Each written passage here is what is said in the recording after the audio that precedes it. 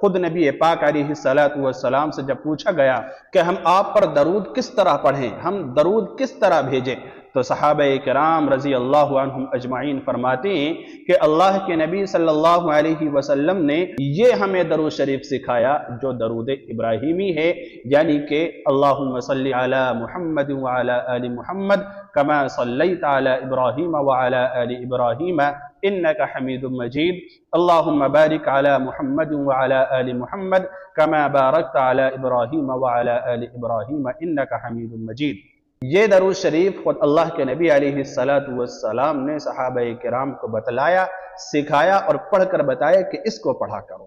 تو اس سے اندازہ ہوتا ہے کہ یہ درود ابراہیمی سب سے افضل درود شریف ہے، سب سے بہتر درود شریف ہے، سب سے اعلیٰ درود شریف ہے اور سب سے زیادہ طاقتور درود شریف ہے۔ درود شریف کو پڑھنے کا اہتمام کرنے والا بندہ کبھی خسارے میں نہیں رہتا ہے، ہمیشہ فائدے میں ہی رہتا ہے۔